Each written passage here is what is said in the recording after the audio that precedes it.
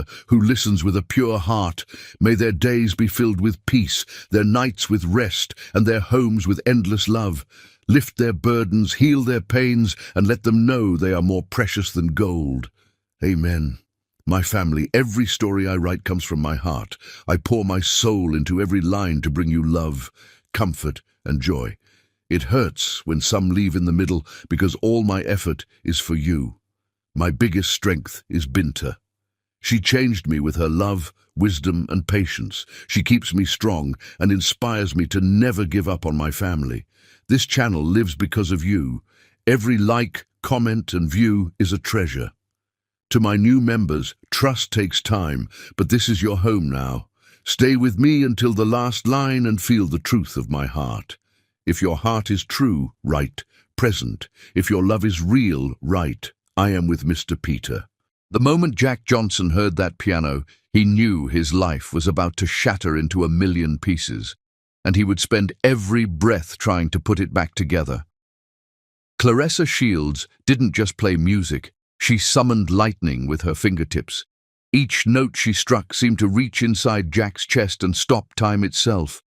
The charity gala's 300 guests had fallen silent, champagne glasses frozen halfway to lips, diamonds forgotten around necks, as every soul in the Meridian Hotel ballroom surrendered to the magic flowing from her hands. Jack stood transfixed near the auction table, his 6-foot frame rigid with something he'd never felt before. At 32, he'd built an empire worth $200 million, erected skyscrapers that kissed clouds, and commanded respect from mayors and moguls alike. But watching this woman transform ivory keys into pure emotion made every achievement feel like child's play. "Close your mouth, brother, before you catch flies," Oscar Holyfield whispered beside him, a knowing grin spreading across his dark features. At 28, Oscar served as Jack's business partner and the closest thing to family he'd ever known. "You look like you've been struck by divine intervention." "Who is she?" Jack managed, never taking his eyes off the ethereal figure at the piano. Claressa wore a midnight blue gown that seemed to flow like water around her curves. Her natural hair was styled in an elegant crown of curls, and her skin glowed like burnished gold under the crystal chandeliers. Claressa Shields, 26 years old, classically trained at Juilliard. "But she's got jazz running through her veins like fire," Oscar replied, studying his friend's mesmerized expression. "They say she can make grown men weep with her music. Apparently she's doing more than that to you." As if sensing his gaze, Claressa's eyes found Jack's across the crowded room. For one impossible moment, the world narrowed to just the two of them. Her fingers never faltered on the keys, but her lips curved into the slightest smile. A secret meant only for him. The spell broke when thunderous applause erupted throughout the ballroom. Claressa rose gracefully from the bench, acknowledging the standing ovation with genuine warmth. Jack found himself clapping harder than anyone, his palms stinging with enthusiasm. "Go talk to her," Oscar urged, straightening Jack's black tie with brotherly affection, "before some other millionaire realizes what we're all witnessing." Jack had faced down corporate sharks and hostile board meetings without breaking a sweat, but approaching Claressa Shields felt like walking toward the edge of the world. His Italian leather shoes clicked against marble as he navigated through clusters of admiring guests, each step bringing him closer to the woman who'd just rewrote his definition of beauty. "That was extraordinary," he said when he finally reached her side. Amazed, his voice sounded steady. "I'm Jack Johnson. I know exactly who you are," Claressa replied, her voice carrying the same melodic quality as her piano playing. "You built the Meridian Tower downtown. I drive past it every morning on my way to the conservatory and wonder what dreams live behind those glass walls." Her words hit him like a physical force. Most people saw his buildings as monuments to wealth and power. She saw dreams. "Would you like to find out?" The invitation left his lips before his mind could second-guess it. "The dreams, I mean. I could show you the city from the top floor. The view is, well, it's almost as breathtaking as your performance tonight.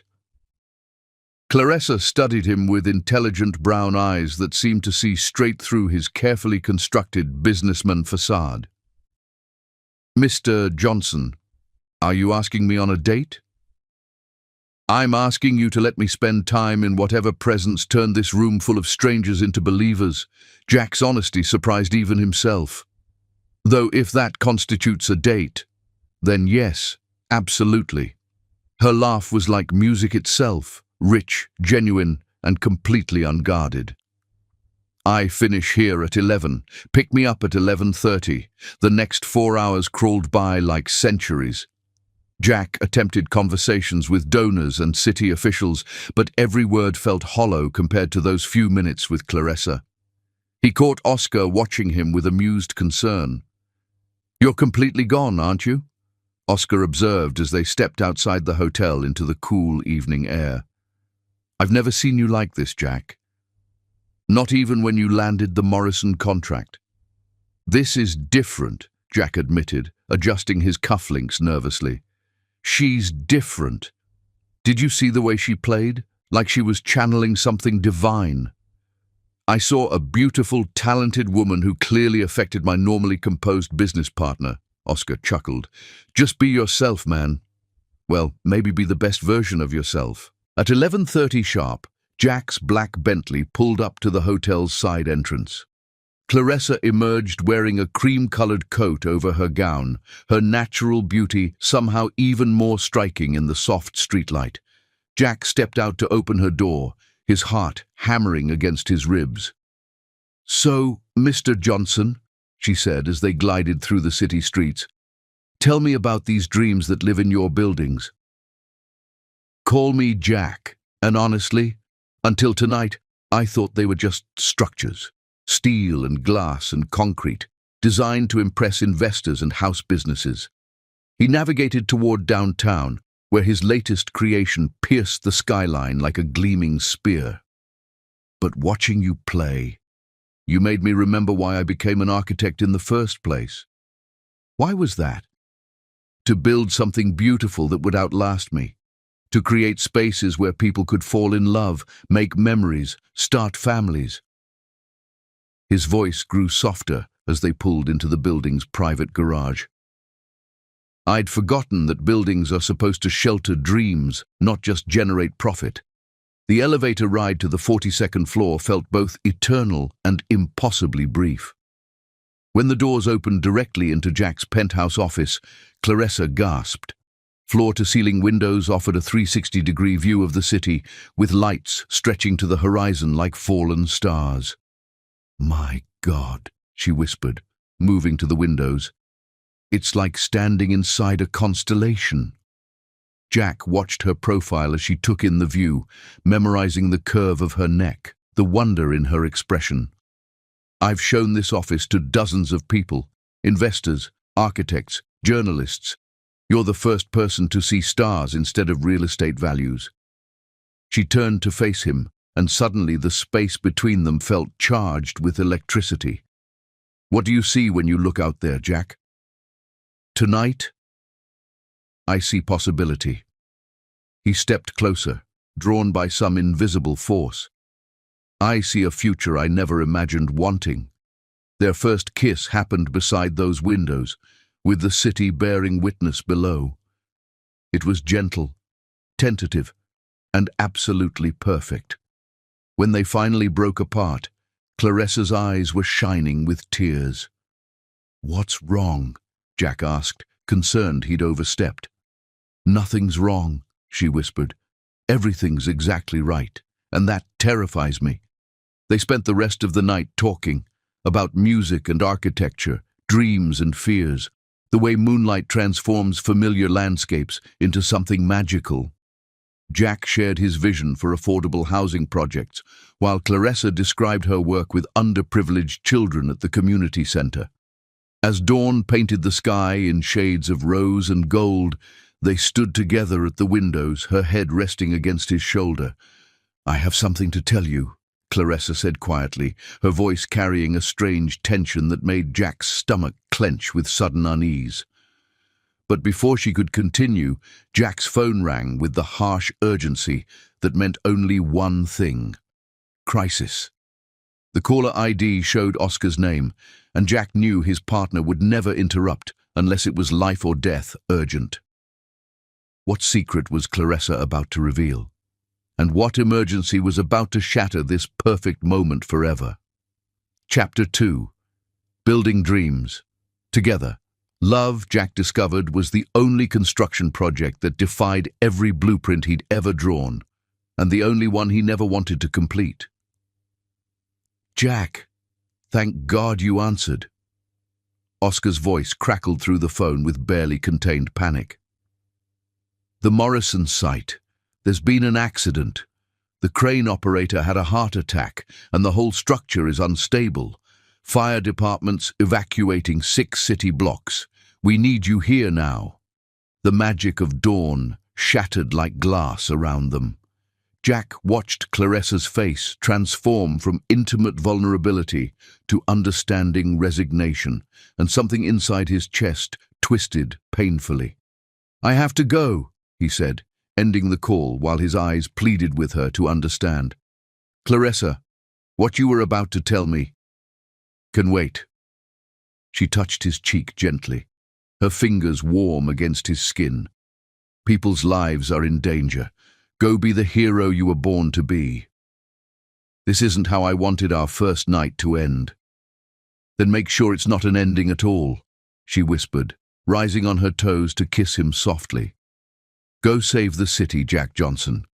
I'll be right here when you get back." The next 18 hours became a blur of emergency meetings, structural engineers, and crisis management that would have normally energized Jack's problem-solving instincts. Instead, every minute away from Clarissa felt like torture. Even as he coordinated the controlled demolition that prevented a catastrophic collapse, part of his mind remained in that penthouse office, replaying every moment of their perfect night. By the time the site was secured and the last evacuee had returned home, Jack looked like he'd aged a decade. Oscar found him slumped in his trailer office, still wearing his now wrinkled tuxedo from the gala. "You saved 40,000 people from losing their homes today," Oscar said, settling into the chair across from Jack's makeshift desk. "So why do you look like someone died?" "Because I think I might have lost her." Jack rubbed his exhausted eyes. "She was about to tell me something important, Oscar. Something that made her scared, and then I ran off to handle this crisis like I always do." "Brother, any woman worth having will understand that you just prevented a disaster that would have made national news." Oscar studied his friend's haggard appearance with concern. "Besides, didn't she tell you she'd be waiting?" Before Jack could respond, his phone buzzed with a text message. The sender's name made his heart leap. Clarissa. "Turn on Channel 7 News. You're famous, hero, and I'm proud of you." The news coverage was already calling it the miracle of Morrison Avenue, how the quick thinking of architect Jack Johnson and his team had prevented what could have been the deadest building collapse in the city's history. But all Jack could focus on was the brief interview clip where Oscar had mentioned Jack's personal motivation to protect the community he loves. His phone rang immediately. "You're on television." Clarissa's voice was warm with admiration and something else. Something that sounded like wonder. "I'm a mess," Jack admitted, catching his reflection in the trailer's small mirror. "I haven't showered. I haven't slept. And I definitely haven't stopped thinking about you for 1 second. Where are you right now?" "The construction trailer. Still cleaning up this disaster." "What's the address?" Jack rattled off the location, puzzled. "Why?" "Because heroes need taking care of," she said simply. "I'll be there in 20 minutes. She arrived carrying a thermos of coffee and a bag from his favorite Italian restaurant, somehow having discovered his preferred order without asking. More incredibly, she'd changed into jeans and a soft sweater, making her look approachable and real in a way that made Jack's chest ache with tenderness. "How did you know?" he asked as she unpacked containers of food that smelled like heaven. I called Oscar. He's surprisingly chatty about your habits. She handed him the coffee, their fingers brushing in a way that sent electricity shooting up his arm. Eat. You look like you haven't had a proper meal in days. They sat in his cramped trailer office, sharing pasta and stories while the sun set outside. Clarissa listened with genuine interest as Jack explained the engineering challenges they'd faced, asking intelligent questions that proved she was absorbing every detail. You love it, she observed, watching his face animate as he described the complex calculations required to safely bring down the unstable structure. The problem-solving, the life-or-death decisions, the way you can see solutions that others miss. I love building things that matter, Jack corrected. Creating something from nothing, making spaces where people can live and love and dream.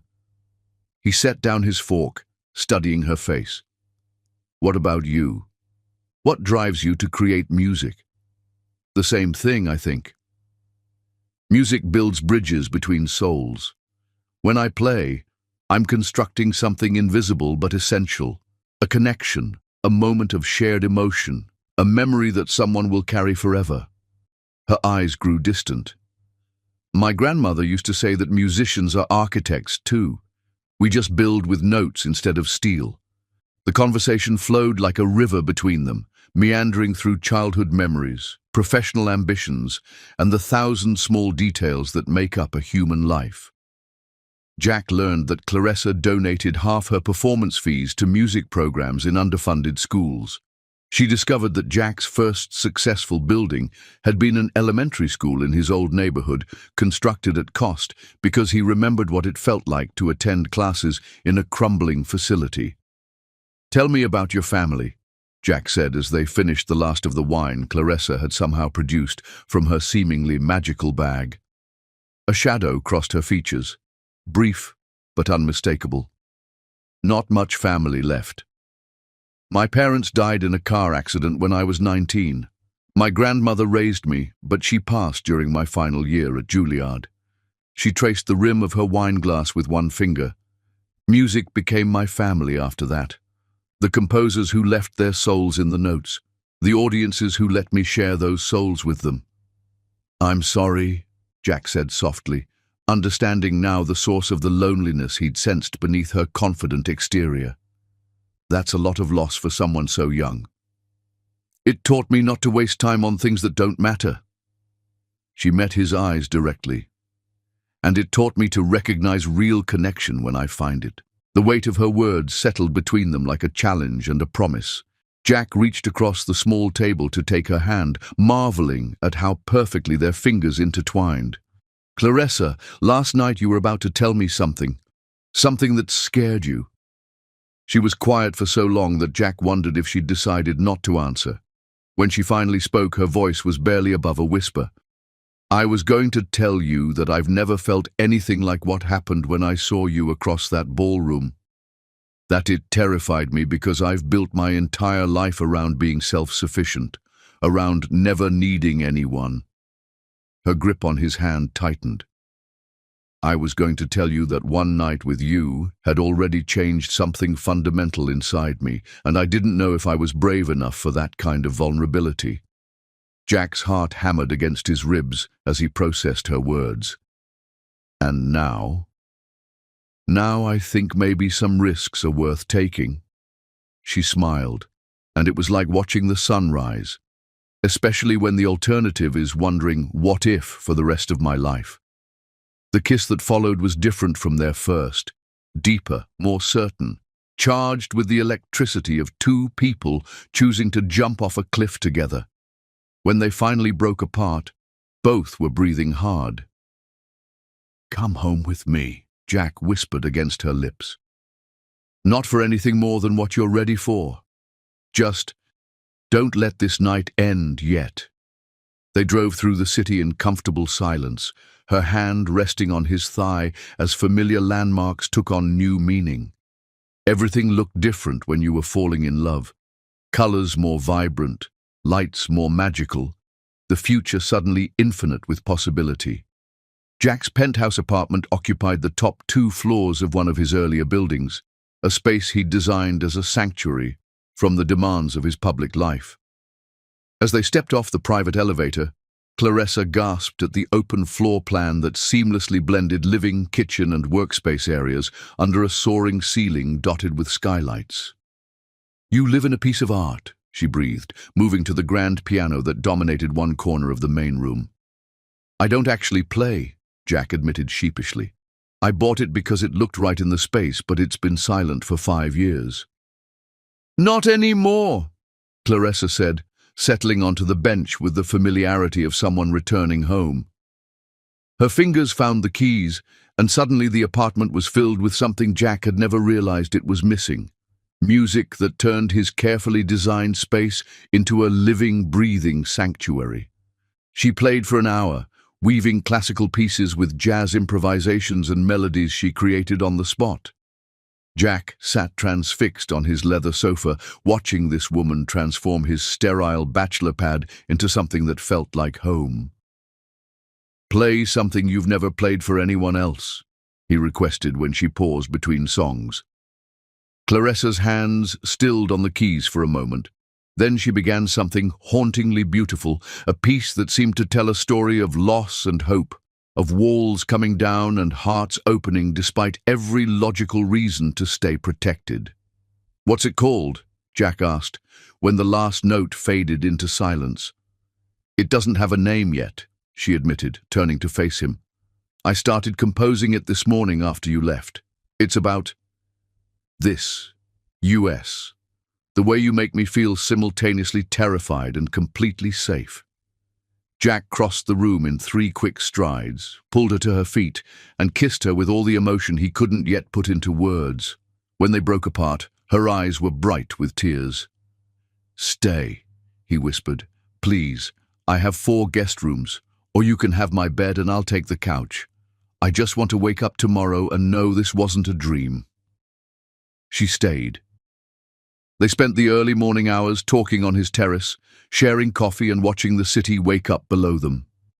When exhaustion finally claimed them, Clarissa curled up in his arms on the living room sofa, her head on his chest, both of them fully clothed, but more intimate than Jack had ever been with anyone.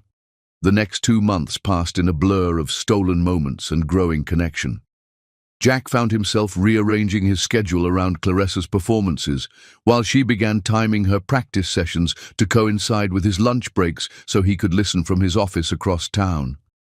Oscar watched his friend's transformation with amazement and growing affection for the woman who'd managed to soften Jack's hardest edges. "She's good for you," Oscar observed one afternoon as they reviewed construction plans for their latest project. "I haven't seen you smile this much since. Well, ever." "She's extraordinary," Jack agreed, unconsciously touching the small velvet box in his desk drawer, a vintage engagement ring he'd purchased just that morning, even though they'd only been together 2 months. "Oscar, I think she's the one." "You think, brother? You bought a ring. I'd say you're past thinking." Oscar grinned at his friend's obvious happiness. "When are you going to ask her?" "Soon. I want to design something special first, a house for us, something that combines everything she loves with everything I know about creating a home." Jack's eyes lit up with inspiration. A music room with perfect acoustics, gardens where she can compose outdoors, spaces that flow together like one of her songs.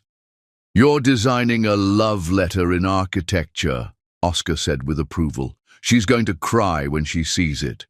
That evening, Jack surprised Clarissa by picking her up after her rehearsal with the City Symphony.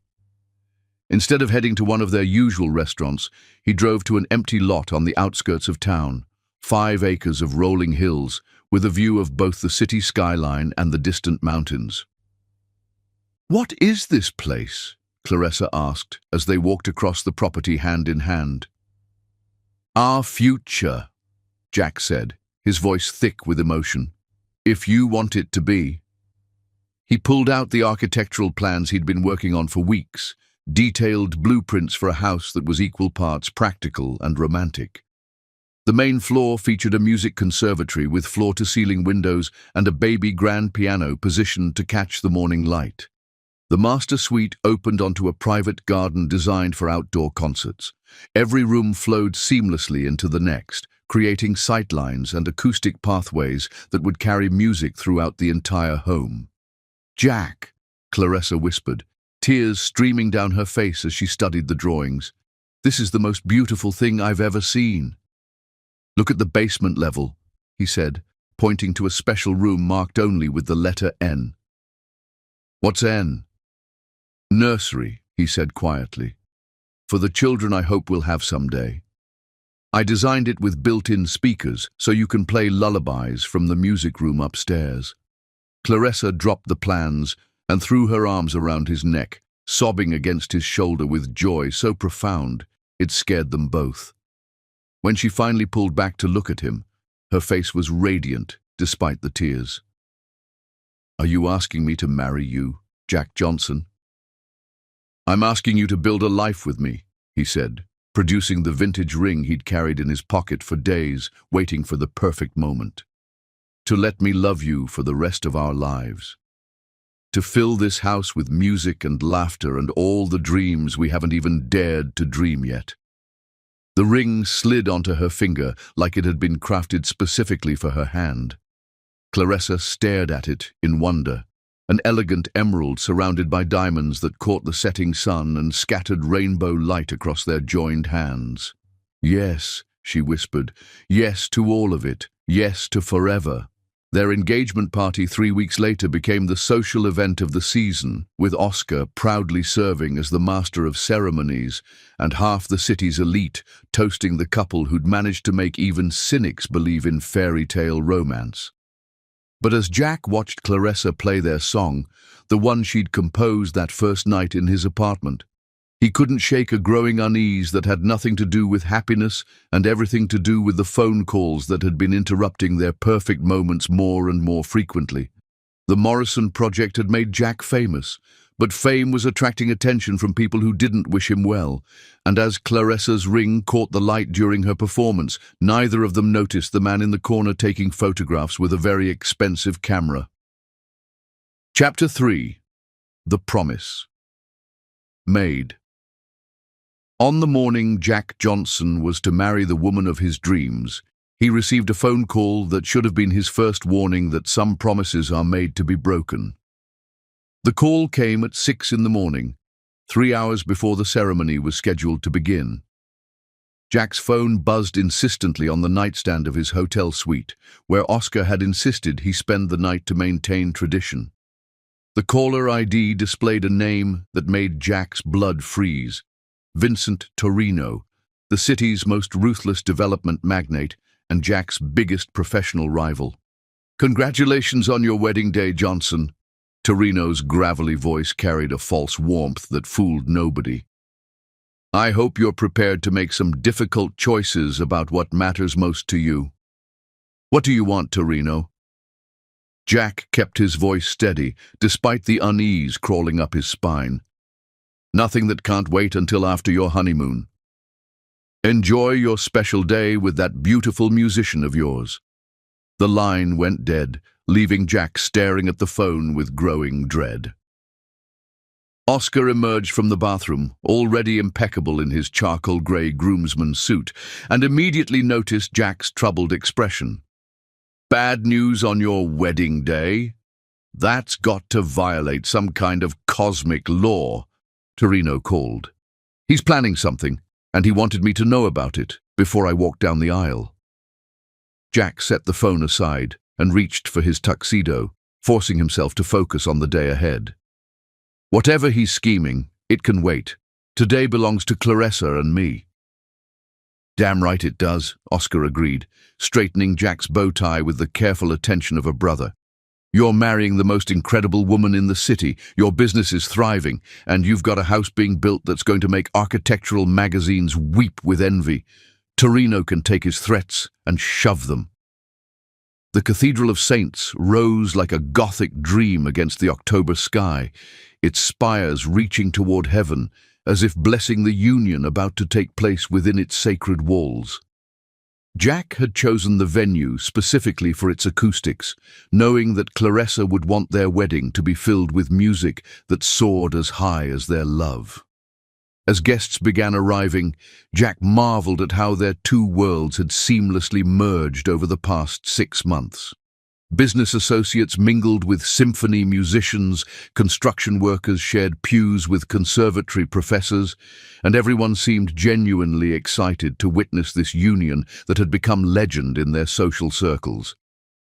"You look like a man about to inherit the world," Oscar observed as they took their positions at the altar. The cathedral was filled to capacity with white roses and baby's breath creating an ethereal pathway down the center aisle. "I already have," Jack replied, his eyes fixed on the rear doors where Clarissa would soon appear. "Everything else is just details."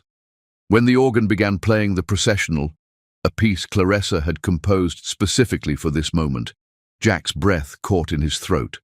She appeared at the cathedral entrance like a vision conjured from pure love. Her wedding gown a masterpiece of silk and lace that seemed to float rather than touch the ground. Her natural hair was styled in elegant waves, crowned with her grandmother's pearl combs, and her radiant smile could have powered the city for a week. She walked alone down the aisle, having insisted she needed no one to give her away since she was choosing freely to give herself to Jack. Every step brought her closer to their future, and Jack felt tears threatening as he watched this extraordinary woman become his wife.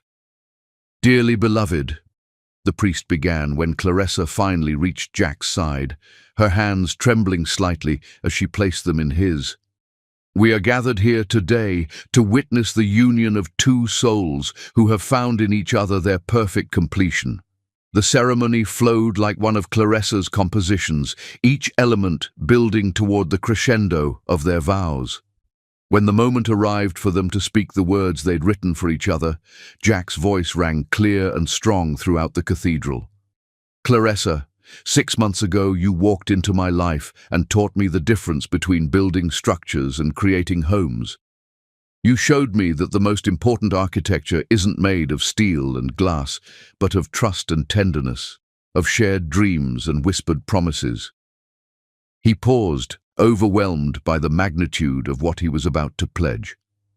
"I vow to you before God and these witnesses that you will always be my first priority. If ever I am faced with choosing between professional glory and your happiness, between worldly success and your well-being, I will choose you. Always you.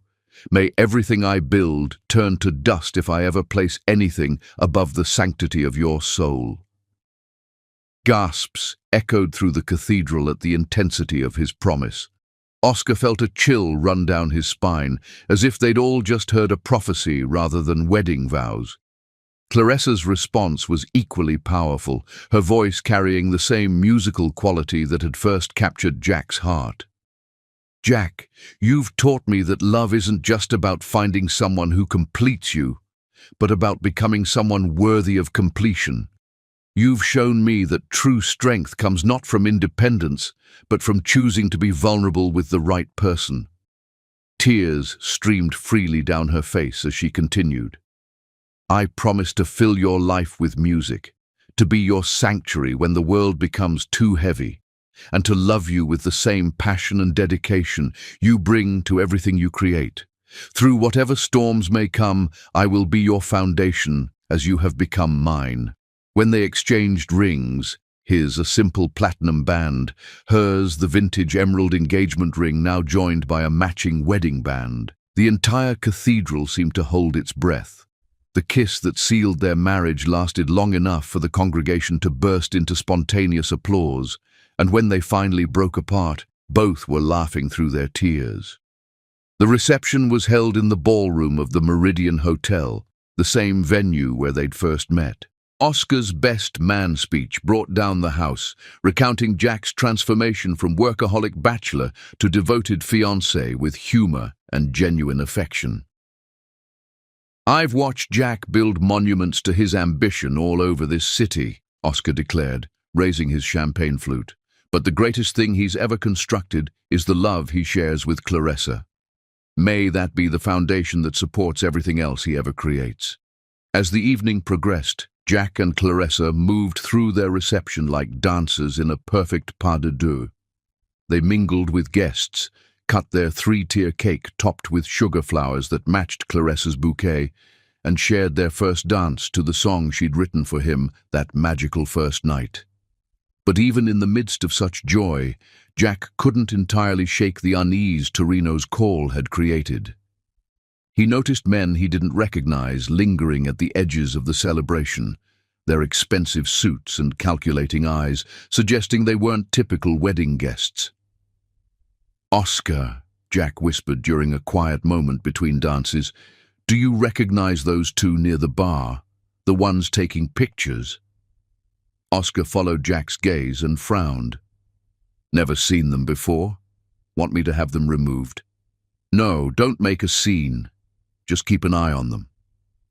Jack forced himself to smile as Clarissa approached, radiant in her happiness.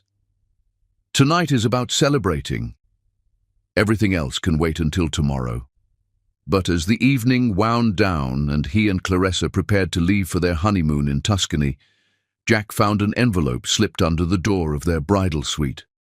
Inside was a single photograph, a candid shot of him and Clarissa during their engagement party 6 months earlier, with a message scrawled on the back in block letters.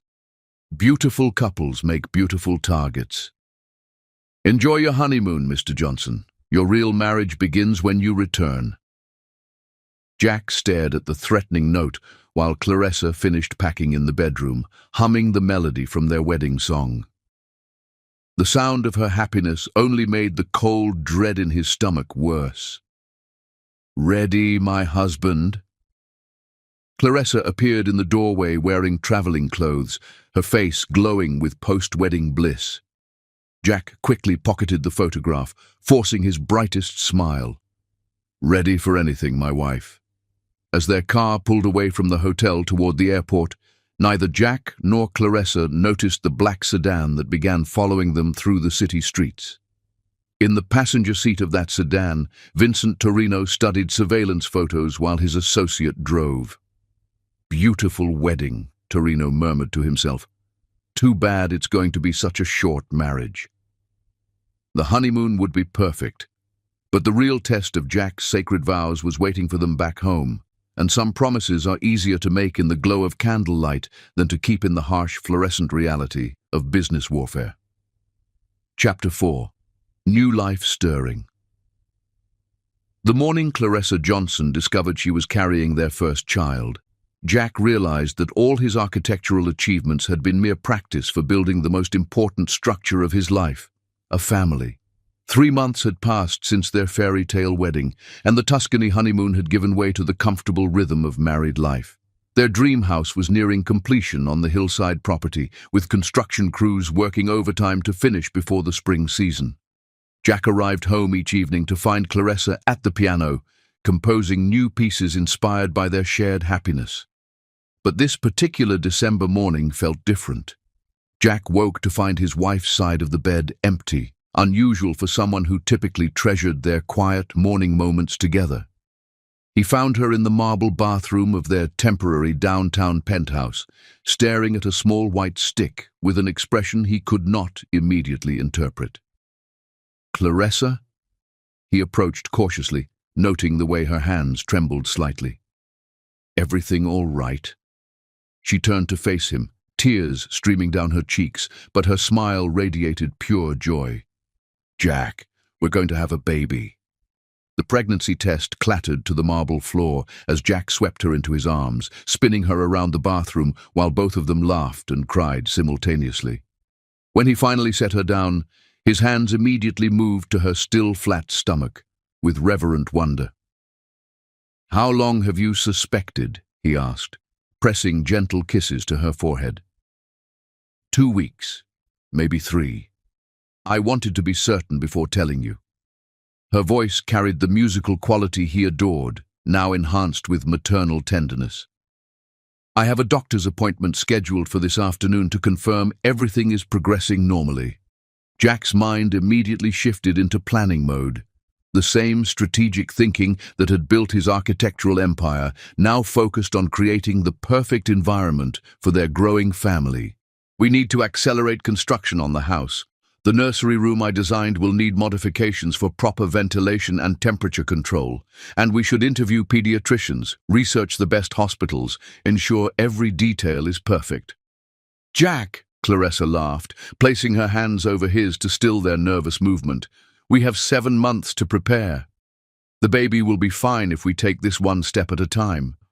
But Jack had never approached anything important with casual preparation. By the time they arrived at Dr. Helena Martinez's office that afternoon, he had compiled a comprehensive list of questions about prenatal care, nutritional requirements, and environmental factors that might impact fetal development. Dr. Martinez, a woman in her 50s with kind eyes and an efficient manner, reviewed Clarissa's medical history while Jack sat rigidly in the chair beside the examination table, his notebook ready to record every instruction. Based on your last menstrual period, Mrs. Johnson, you're approximately 8 weeks pregnant, Dr. Martinez announced, after completing the initial examination. Everything appears perfectly normal and healthy. Your due date should be around mid-August. The ultrasound image that appeared on the monitor moments later rendered both parents speechless. Their child appeared as a tiny, flickering heartbeat surrounded by the protective sanctuary of Clarissa's womb, already loved beyond measure despite being smaller than a grape. "That's our baby," Jack whispered, his voice thick with emotion as he gripped Clarissa's hand. "Strong heartbeat, good positioning, textbook development for this stage, Doctor," Martinez confirmed with professional satisfaction. "I'll want to see you monthly for the first trimester, then more frequently as we approach delivery." The drive home passed in contemplative silence, both of them processing the magnitude of the news. Jack found himself driving more cautiously than usual, already protective of the precious cargo his wife now carried. "I need to call Oscar," Jack said as they entered their penthouse. "He should know he's going to be an uncle." "Uncle Oscar?" Clarissa mused, settling onto the sofa with her hands resting on her stomach. "He's going to spoil this child terribly." Oscar's reaction exceeded their expectations. He arrived at their door within 30 minutes of Jack's call, carrying flowers for Clarissa and a bottle of champagne. He immediately realized they could not share in her condition. "A baby," he repeated for the 5th time, pacing their living room with barely contained excitement. "Jack Johnson is going to be a father. This child is going to have the most spoiled upbringing in the history of parenthood." "The child will have a loving upbringing," Clarissa corrected gently. "Material things matter less than emotional security and genuine affection." "Both," Jack interjected, already sketching modifications to the nursery plans on a napkin. "Our child will have everything love can provide and everything success can afford." The following months transformed into the happiest period of their marriage. Jack threw himself into preparing for fatherhood with the same intensity he brought to major construction projects. He read every book on child development, attended prenatal classes with religious devotion, and spent evenings talking to Clarissa's growing belly as if the baby could already understand his promises of devotion. The nursery became his masterpiece within a masterpiece. He personally supervised every aspect of its construction, from the hand-carved rocking chair positioned to catch the morning light to the sound system that would carry Clarissa's lullabies throughout the house. The walls were painted in soft yellows and greens, gender-neutral colors that would welcome their child regardless of whether they were having a son or daughter. "You're building a palace for someone who won't even notice their surroundings for the first several months," Clarissa observed one afternoon in April, watching Jack install the 3rd safety feature on the nursery windows. "I'm building a foundation for a lifetime of security," he replied, testing the window locks with methodical precision. "Every detail matters when you're creating an environment for someone you love more than life itself." Clarissa's pregnancy progressed beautifully through the spring months. Her morning sickness subsided by the 2nd trimester, replaced by the radiant glow that made her even more beautiful in Jack's eyes. She continued performing with the symphony until her 6th month, when her expanding belly made piano performance uncomfortable. Instead, she focused on composing, creating a collection of pieces inspired by impending motherhood. The melodies she crafted during those months carried themes of anticipation, wonder, and profound love, each note reflecting her emotional journey toward becoming a parent. "Play the one you wrote last week," Jack requested one evening in May, as they sat in their completed living room, the construction finally finished and their dream house ready for occupancy. Clarissa moved to the grand piano, her movements more careful now that she carried their child. The piece she began was haunting and beautiful, a musical representation of a lullaby that spoke of protection, promise, and unconditional love. "What will you call it?" Jack asked, when the last note faded into the evening air. "Promise to tomorrow," she replied, her hands resting on her rounded stomach. "It's what we're both doing, isn't it? Making promises to someone we haven't met yet, but love completely." Their social circle rallied around the expectant couple with enthusiasm that bordered on the overwhelming. Baby showers, dinner parties celebrating their impending parenthood, and constant offers of advice from friends who had already navigated the journey into family life filled their calendar. Oscar appointed himself official guardian of Clarissa's well-being during Jack's business trips, which had become more frequent as several major projects demanded his attention simultaneously. The Morrison Avenue development had attracted national recognition, leading to offers from developers in other cities who wanted Jack Johnson's signature style gracing their skylines. "You're becoming famous," Oscar observed during one of their weekly business meetings in June. "These contracts could establish our firm as a national presence rather than just a local success." "The timing couldn't be better," Jack agreed, reviewing proposals that would require extensive travel over the next year. "By the time the baby arrives, we'll have secured enough major contracts to provide complete financial security for the next generation." But Clarissa had begun expressing concerns about Jack's increasing absences. Their conversations during his business trips grew shorter, interrupted by calls from contractors, meetings with investors, and the constant demands of managing multiple projects across several states. "I miss you," she told him during a video call while he was in Dallas reviewing plans for a luxury hotel complex. "The baby's been kicking all day as if asking where Daddy went." "Just 2 more days," Jack promised, though his attention was divided between her and the documents spread across his hotel room desk.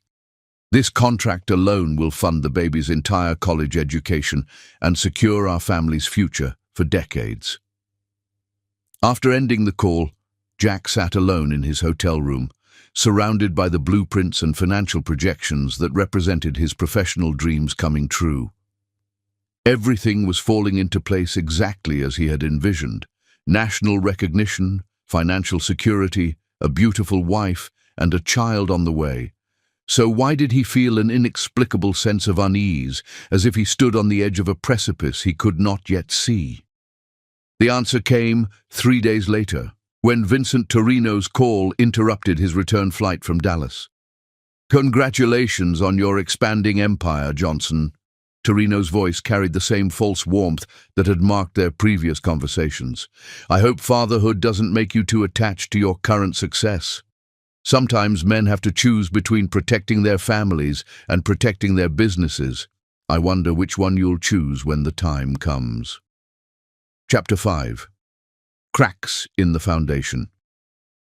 The first crack in Jack Johnson's perfect life appeared on a Tuesday morning in July, disguised as an opportunity that would make him rich beyond imagination, and cost him everything that truly mattered. Clarissa was 32 weeks pregnant when the call came. Jack stood in their completed nursery, testing the mobile he had commissioned from a local artisan, watching tiny architectural models of famous buildings spin gently above the crib where their child would soon sleep. The morning light streamed through windows he had positioned to catch the sunrise, illuminating the space he had designed with more love than any cathedral. "Mr. Johnson, this is Margaret Chen from Sterling Development Corporation in New York," The voice on his phone carried the crisp authority of serious money. "We have a proposition that could change your entire career trajectory." Jack stepped out of the nursery, instinctively moving away from the sanctity of their future child's space before discussing business. "I'm listening." "We want to offer you the lead architect position on the Phoenix project, a $2 billion development that will reshape Manhattan's skyline. 40-story twin towers, mixed-use development, the kind of project that gets featured on magazine covers and establishes architectural legacies." The numbers hit Jack like physical blows. $2 billion, Manhattan, legacy. Everything he had worked toward his entire career offered on a silver platter. "The timeline is aggressive," Margaret continued, her voice betraying no emotion. "Groundbreaking in October, which means we need preliminary designs approved by September 1st. It would require your complete attention for the next 6 weeks." 6 weeks? Jack's mind immediately calculated the implications. "My wife is due to give birth in early August. The timing is impossible."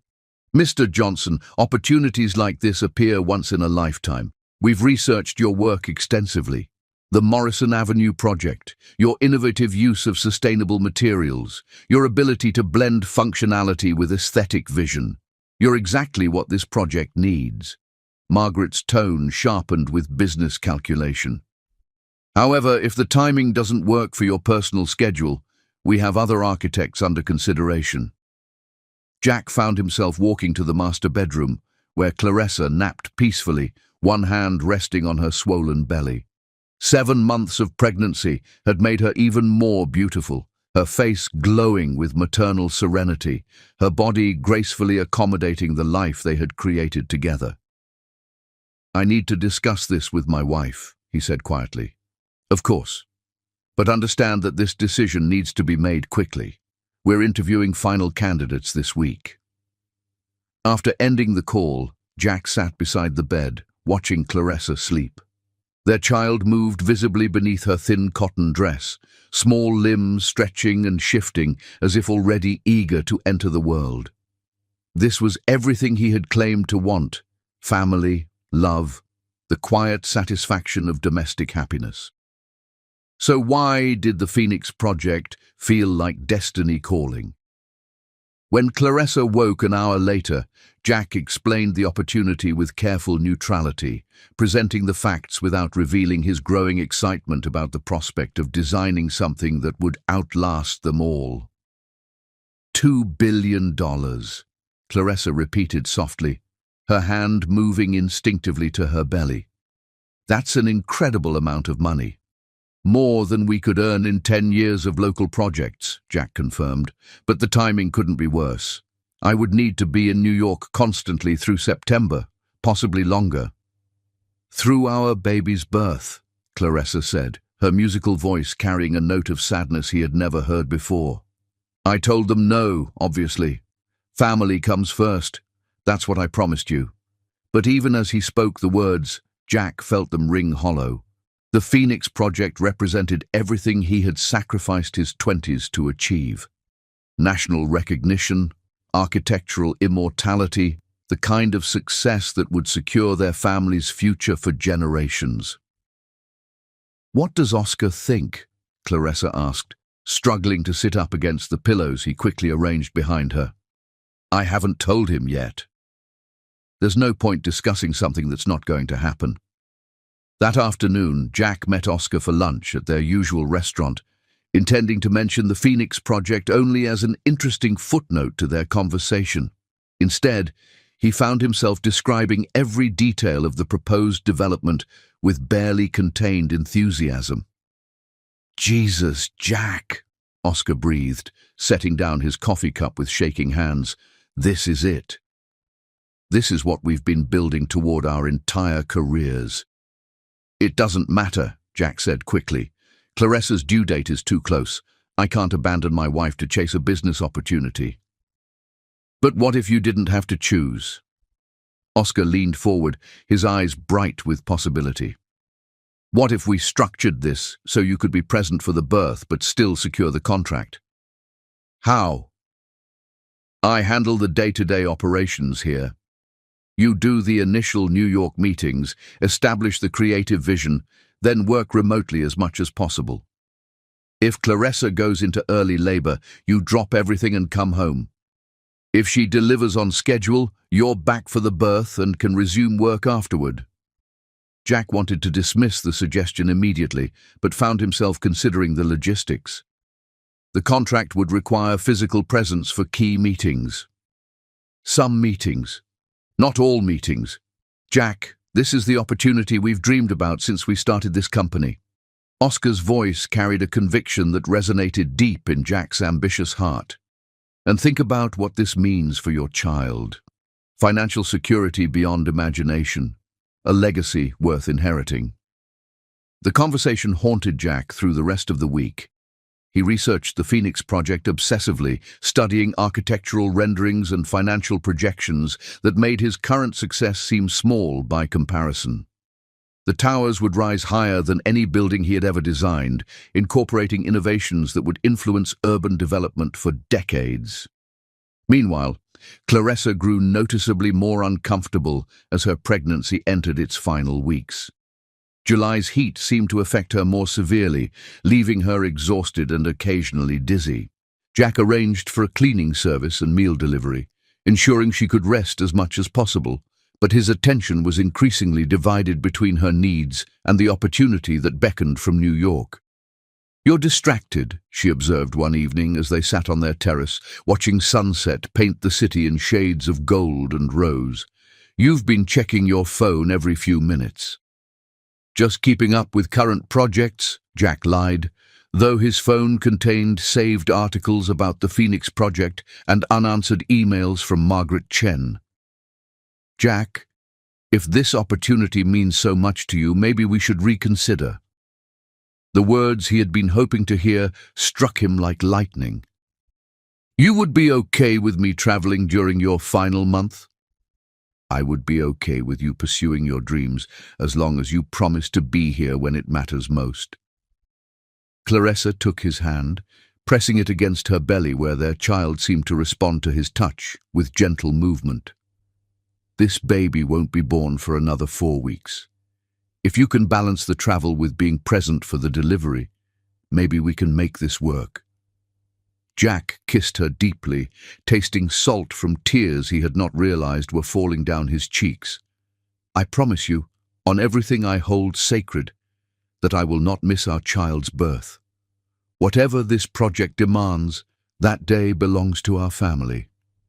The call to Margaret Chen felt like stepping through a doorway into a different version of his life.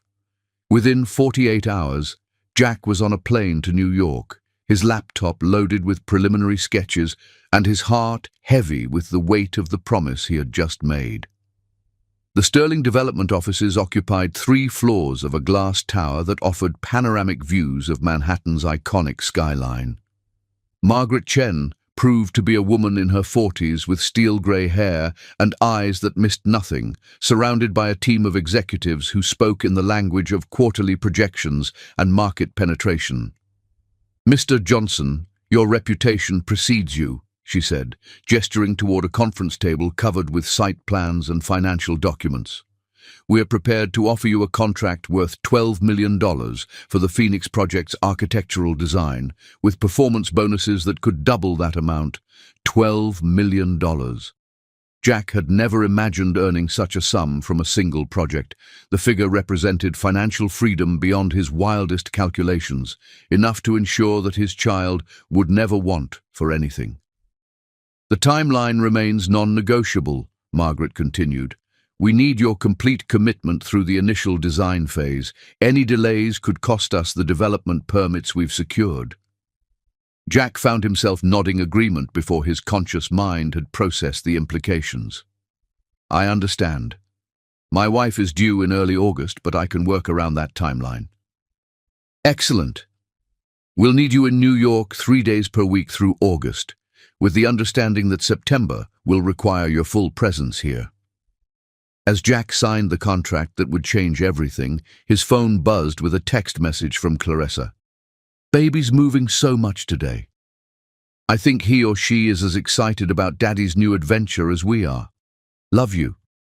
The irony was not lost on him that he was signing away his availability during his child's first month of life, at the exact moment Claressa was expressing support for his dreams.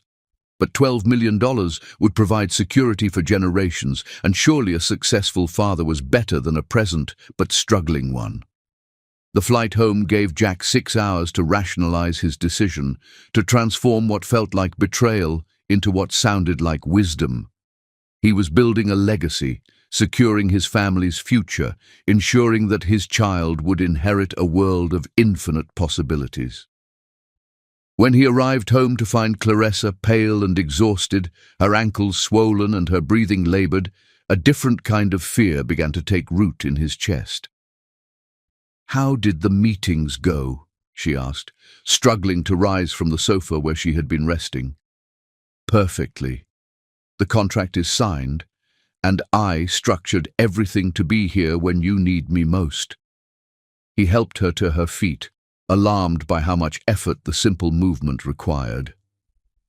"Are you feeling all right? You look tired." "Just the normal discomforts of late pregnancy," she assured him, though her smile seemed forced. "Dr. Martinez says everything is progressing normally." But as Jack held his wife that night, listening to her restless breathing and feeling the constant movement of their overactive child, he wondered if normal was enough, and whether the promise he had made to always choose family over ambition would prove stronger than the golden handcuffs he had just locked around his wrists. The first warning sign came 2 days later, when Claressa collapsed during a routine grocery trip and Jack was 30,000 feet above the Atlantic, unreachable and committed to meetings that could not be rescheduled. Chapter 6. The Ultimate Betrayal. At 3:17 a.m. on August 2nd, while Jack Johnson was choosing between a conference call worth millions and his wife's desperate pleas for help, he discovered that some promises shatter the moment you need them most. The call came to Jack's hotel room in Manhattan, just as he was reviewing final presentations for the Phoenix Project's morning meeting with Sterling Development's board of directors. Claressa's name appeared on his phone screen, and the sound of her labored breathing immediately sent ice through his veins. "Jack, something's wrong," she gasped, her voice tight with pain and fear. "I'm bleeding, and the contractions started an hour ago. They're coming every 3 minutes. Jack shot upright in the hotel bed, his laptop tumbling to the floor as adrenaline flooded his system. "Where are you? Are you at the hospital?" "I'm still at home. I called Dr. Martinez, but she's in surgery. The service said to wait for her call back, but Jack, I'm scared. This doesn't feel right." Claressa's voice broke on a sob that tore straight through his chest. "The baby's not moving like before. And there's so much blood." "Call 911 right now," Jack ordered, already reaching for his clothes with his free hand. "Don't wait for the doctor. Get to the hospital immediately." "Jack, please," she whispered, and he had never heard her sound so small, so vulnerable. "I need you here. Something's happening, and I can't do this alone." Jack's eyes fell on the presentation materials scattered across his hotel room, $12 million worth of contracts that required his signature in 6 hours. The Phoenix Project team had flown in from 3 different cities for this morning's final approval meeting. Margaret Chen had made it clear that any delays could collapse the entire deal. "I'm getting on the next flight," he promised, his fingers already working his phone to pull up airline schedules. "The earliest I can be there is 8 hours, but I'm coming." 8 hours? The desperation in Claressa's voice made him want to punch through the hotel room wall. "Jack, I don't think I have 8 hours. Dr. Martinez's service just called back. They want me at the hospital now. They're talking about emergency procedures. Emergency procedures." The words hit Jack like physical blows. He closed his eyes, seeing Claressa alone and terrified, needing him more than she had ever needed anyone, while he stood in a Manhattan hotel room surrounded by the trappings of his professional ambitions. "Claressa, listen to me," he said, forcing his voice to remain steady despite the panic clawing at his throat. "Call Oscar. He'll drive you to the hospital and stay with you until I get there. You're not alone, I promise." The silence that followed lasted forever. "You're not coming now," she said finally, her voice flat with a devastation that would haunt his dreams for years to come. "You're not dropping everything and getting on the next plane. You're choosing that meeting over our baby." "It's not that simple," Jack began, but the words sounded like ash in his mouth. "If I walk away from this contract now, we lose everything. $12 million, Clarissa, our child's entire future. Our child's future is being born tonight, and their father is choosing money over being here for it." The line went quiet, except for her labored breathing. "I have to go.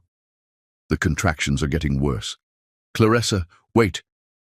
But she had already hung up, leaving Jack alone with the silence of his hotel room and the weight of the choice he had just made. For 20 minutes, he sat on the edge of the bed, staring at his phone and the airline website still open on his laptop. The next flight to his city departed at 6 a.m. He could make it if he left for the airport immediately, but the Phoenix Project meeting began at 9 a.m. with executives who had restructured their schedules around his availability. Margaret Chen's words echoed in his memory. "Opportunities like this appear once in a lifetime." At 3:47 a.m., Jack Johnson made the decision that would destroy everything he claimed to love most. He closed the airline website, returned to his presentation materials, and began practicing the speech that would secure his professional future while his wife faced the most terrifying night of her life alone. The call came at 6:23 a.m., just as Jack was adjusting his tie for the most important meeting of his career. Oscar's name appeared on the phone screen, and Jack's hands shook as he answered. "Jack, where the hell are you?"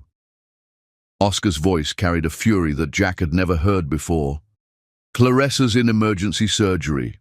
The baby's in distress, she's hemorrhaging, and she's been asking for you for 3 hours." "Surgery?" Jack's knees buckled, forcing him to sit down hard in the hotel room chair. "Oscar, what's happening? Is she going to be okay?" "I don't know," Oscar shouted, his composure completely shattered. "The doctors won't tell me anything because I'm not family." "She needs her husband here, Jack. Not in 6 hours. Not after your meeting. Now." Through the phone, Jack could hear the chaos of a hospital emergency room, urgent voices, machines beeping, the controlled panic of medical professionals fighting to save lives. "I'm getting on the next flight," Jack said. But even as the words left his mouth, he remained seated in the hotel chair, surrounded by presentation boards that represented his architectural legacy. The next flight. Oscar's voice dropped to a whisper that somehow carried more impact than his shouting. "Jack, your wife is fighting for her life, and your child might not survive the next hour. And you're talking about the next flight." The line went dead, leaving Jack alone with the morning sunlight streaming through Manhattan windows and the sound of his own heartbeat thundering in his ears. At 9 a.m. exactly, Jack Johnson walked into Sterling Development's boardroom, his presentation materials organized, his appearance impeccable, and his phone silenced to avoid interruptions. For the next 3 hours, he delivered the performance of his professional lifetime, securing contracts worth $12 million, while his wife underwent emergency surgery to save their child's life. The Phoenix Project was officially his by noon. Margaret Chen shook his hand with genuine admiration, praising his vision and commitment to excellence. The other executives spoke of architectural legacy and generational wealth, painting pictures of the fame and fortune that awaited him. Jack accepted their congratulations with appropriate humility, scheduled follow-up meetings for the coming weeks, and maintained his professional composure until the conference room door closed behind him. Only then did he turn on his phone and discover 17 missed calls from Oscar. The messages that followed painted a picture of devastation that made Jack's professional triumph taste like ashes. Clarissa had nearly died on the operating table. The baby had been born healthy but premature, requiring immediate medical intervention. Oscar had been the only person present to make crucial medical decisions while Jack signed contracts in a Manhattan boardroom. Jack's hands trembled as he listened to the final voicemail, left at 11:47 a.m. while he had been shaking hands with Sterling Development executives. "Jack, your son is beautiful and perfect, and he'll never know that his father chose money over being here for his first breath. Clarissa is stable but unconscious. I've been here for 12 hours while you've been playing businessman. When you finally decide to show up, don't expect forgiveness. Some betrayals are unforgivable, and abandoning your family during a life-threatening emergency is one of them." The flight home became Jack's personal purgatory. 6 hours of turbulence and guilt as he replayed every decision that had led him to choose ambition over love. The Phoenix Project contract sat in his briefcase like evidence of his crime, $12 million of blood money earned while his wife fought for her life. But when Jack finally reached the hospital that evening, he discovered that Oscar's fury had been only the beginning of his punishment, and that some betrayals create consequences that can never be undone. Chapter 7. When Heroes Rise.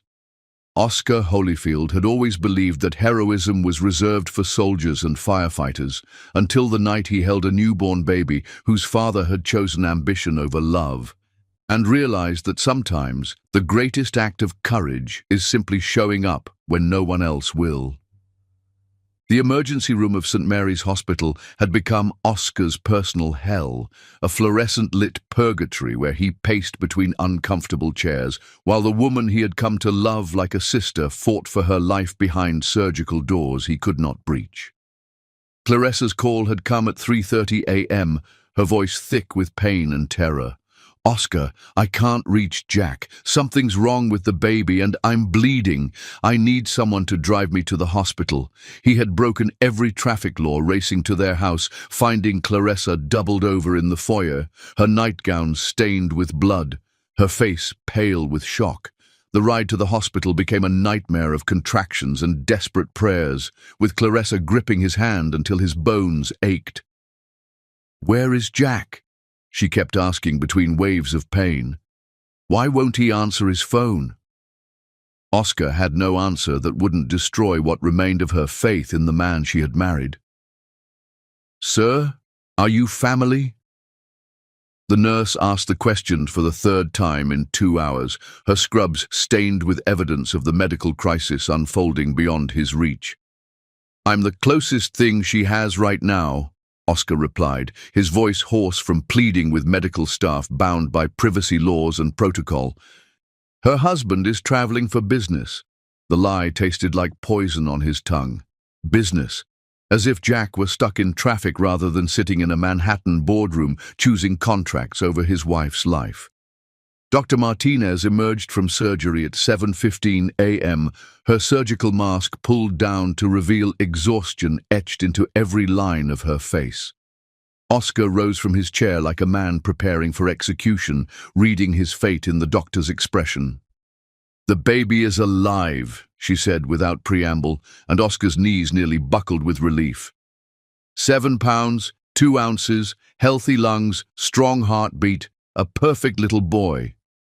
And Clarissa, she hemorrhaged severely during delivery. We had to perform an emergency hysterectomy to save her life. Dr. Martinez paused, choosing her words carefully. "She's stable now, but the trauma was extensive. We've induced a medical coma to help her body recover from the surgery." Oscar stared at the doctor, processing information that felt too massive for his mind to contain. "She's going to be okay?" "We believe so, but it will take time. She'll need extensive support during recovery." Dr. Martinez studied Oscar's face with clinical assessment. "Where is her husband? This baby needs immediate care and bonding." The question hung in the air like an accusation. Oscar found himself unable to form words, his loyalty to Jack warring with the rage that had been building in his chest for hours. "He's on his way," Oscar finally managed, though the lie felt like betrayal to the unconscious woman who had trusted Jack with her life and been abandoned. "The baby needs immediate attention. Skin-to-skin contact, feeding, emotional connection. Dr. Martinez's voice carried gentle insistence. If you're willing to serve as temporary caregiver until the father arrives. Oscar didn't hesitate. Yes, absolutely. The neonatal unit became Oscar's world for the next 8 hours. He held Jack and Claressa's son, a perfect child with his mother's delicate features and his father's strong jaw, learning to change diapers, prepare formula, and recognize the subtle differences between hungry cries and tired fussiness. "What's his name?" the day nurse asked, as Oscar fed the baby his afternoon bottle. "I don't know," Oscar admitted, studying the perfect face that looked up at him with complete trust. His parents hadn't decided yet. And where is his father? The question he had been dreading all day finally came, spoken with the knowing tone of a medical professional who had seen too many abandoned families. Oscar looked down at the innocent child in his arms, this perfect miracle who deserved better than a father who would always choose ambition over love. "His father isn't coming," Oscar said quietly, surprised by the conviction in his own voice. The nurse studied his face with sharp attention. "Mr. Holyfield, are there circumstances we need to know about regarding this child's welfare?" Oscar felt something shift inside his chest as he watched Jack's son sleep peacefully, unaware that his father had valued a contract signing more than his first breath. In that moment, surrounded by the antiseptic smell of the hospital and the quiet beeping of medical machines, Oscar Holyfield made the most important decision of his life. "I think this child needs protection," he said quietly, "and I think his mother deserves better than waiting for someone who will never truly come home." The social worker who arrived that evening was a tired woman named Patricia Stone, who had spent 20 years navigating family crises with professional detachment. But even she seemed moved by the story Oscar carefully constructed, a tale of an abusive husband who had threatened both mother and child, of a father whose neglect made him unfit for parenthood. "You're saying the biological father abandoned his wife during a medical emergency?" Patricia consulted her notes with practiced efficiency. "He's been unreachable for over 18 hours, while his wife nearly died in surgery," Oscar replied, the truth making his fabricated story more convincing. "When she was calling for him in labor, he was attending business meetings in New York. And you've been the child's primary caregiver since birth?" "I was present for the delivery, made all medical decisions, and have been the only consistent parental figure in the baby's life." Oscar adjusted the sleeping infant in his arms, marveling at how natural the gesture had become. "I'm requesting emergency guardianship to protect him from further neglect."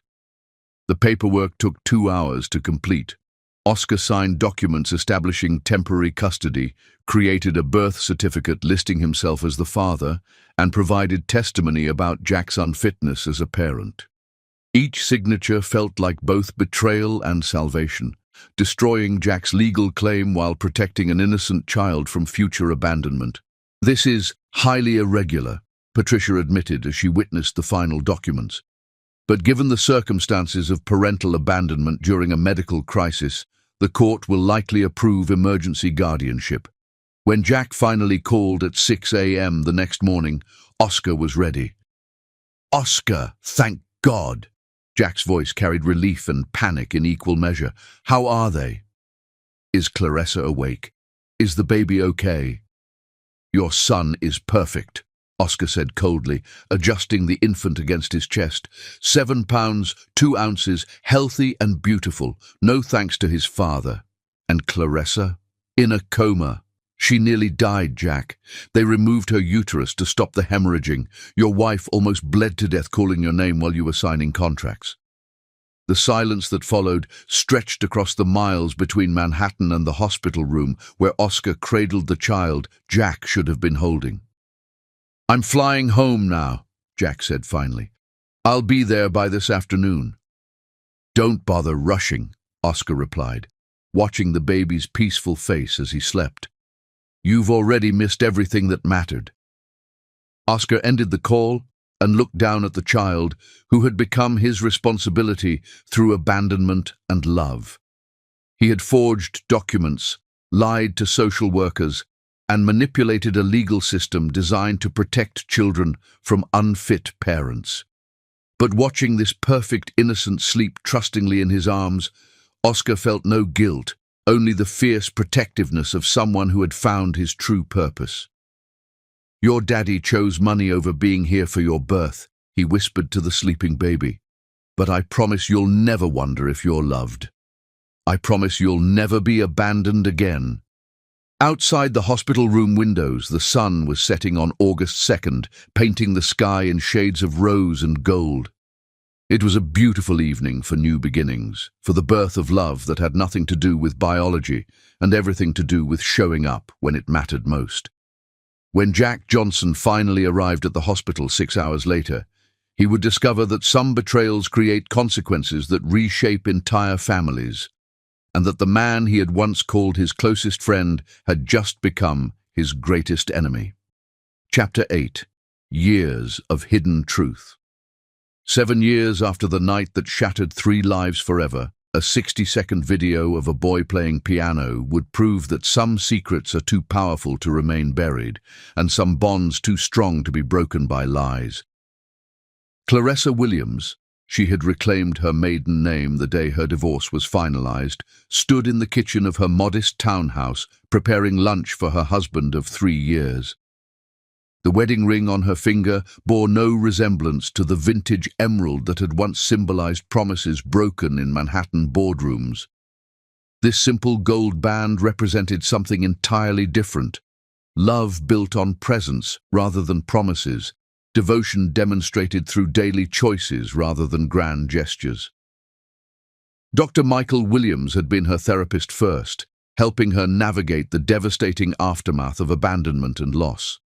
Their relationship had developed slowly, carefully, with the patience of 2 people who understood that real love required foundation building rather than fairy tale romance. He had been there through the darkest months of her recovery, when the reality of Jack's betrayal had seemed too massive to survive. "The session notes from yesterday," Michael said, entering the kitchen with the focused attention that made him excellent at his profession. "Mrs. Rodriguez is making remarkable progress with her anxiety management.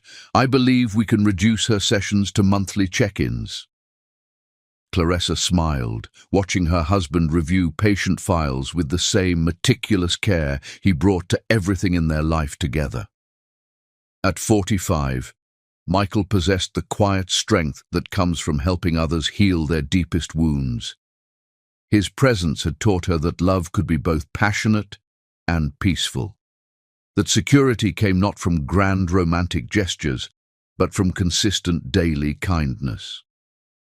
"Any difficult cases today?" she asked, setting his coffee beside his papers.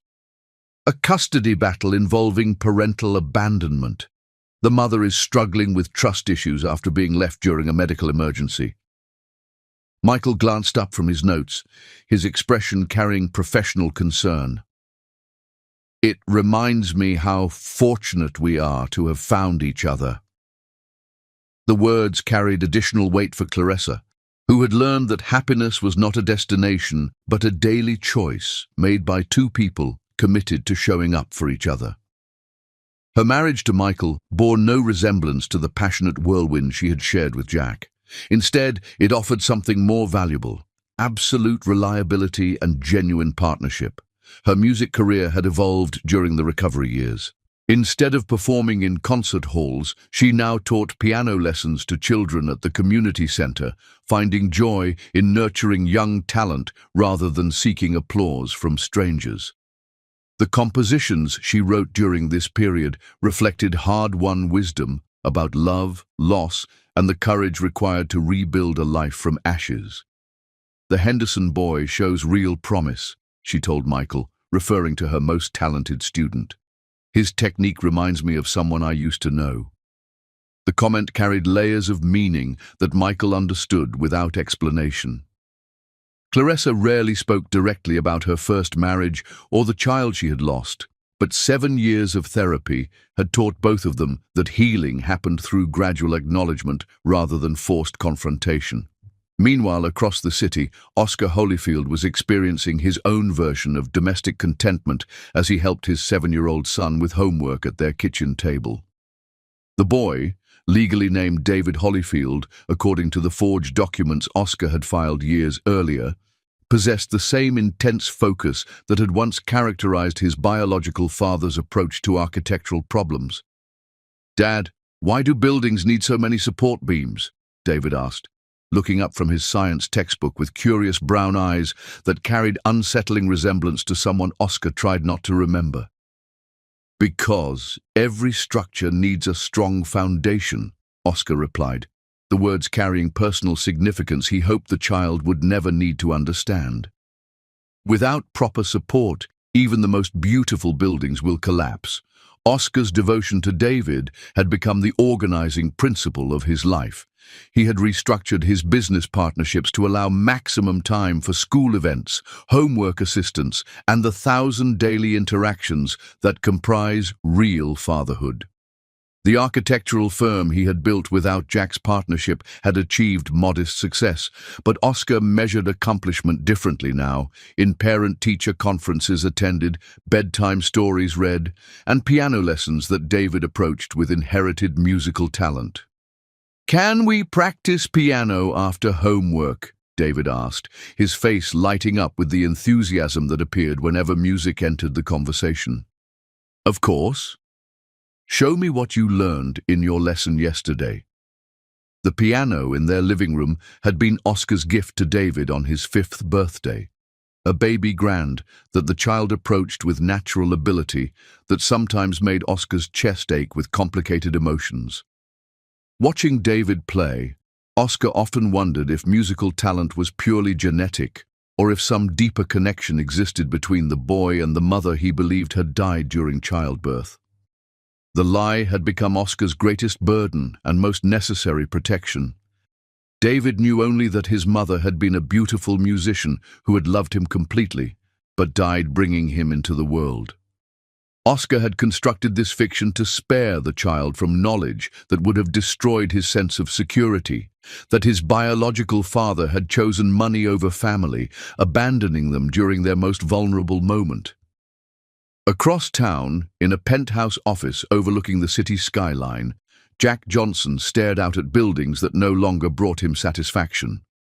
The Phoenix Project had indeed established his national reputation, leading to contracts in 12 major cities and a personal fortune that exceeded his wildest early ambitions. Architectural magazines featured his innovations regularly, and industry awards lined the walls of his sterile corporate headquarters. But success had proven to be a hollow achievement when experienced in complete isolation. The man who had once promised Clarissa that she would always be his first priority now lived alone, surrounded by the monuments to his professional accomplishments and haunted by memories of what he had sacrificed to build them. His marriage had legally ended within 6 months of that devastating August night, but the emotional devastation had extended far longer. Clarissa had refused to see him during her recovery, communicating only through lawyers who delivered divorce papers and restraining orders that prohibited him from attempting contact. The child he had briefly glimpsed in the hospital had vanished entirely, spirited away by Oscar through legal maneuvers that Jack's own attorneys had been unable to penetrate.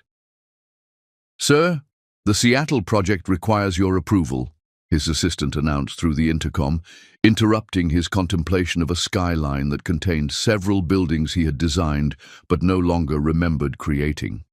Jack returned his attention to blueprints and construction schedules, the mechanical routines that filled his days with purpose but not meaning. He had built his empire exactly as planned, creating architectural legacy that would outlast his lifetime. The cost had been everything else that mattered. The video that would change everything appeared on social media on a Tuesday evening in November, uploaded by a proud piano teacher who wanted to showcase her students' remarkable talent. The 60-second clip showed a 7-year-old boy seated at a baby grand piano, his small hands moving across the keys with confidence that seemed impossible for someone so young. The melody he played was hauntingly familiar, a piece Clarissa had composed during their engagement, a song she had titled Building Dreams Together and performed for Jack on countless private evenings when their future had seemed limitless. Within 24 hours, the video had been shared thousands of times, gathering comments from viewers amazed by the child's natural ability. But 3 people who saw the clip experienced reactions that had nothing to do with musical talent and everything to do with recognition that struck like lightning. Clarissa discovered it first, forwarded by a colleague who thought she might find the performance inspiring. The moment she heard the opening notes of her own composition, her coffee cup slipped from nerveless fingers, shattering on the kitchen floor as 7 years of carefully constructed healing collapsed in an instant. Jack saw it 12 hours later, sent by a business associate who knew his appreciation for classical music. The child's face filled his laptop screen, revealing features that combined Clarissa's delicate bone structure with his own strong jawline. But it was the music that destroyed him. The song his ex-wife had written during their happiest days, now being performed by the son he had lost through his own devastating choices.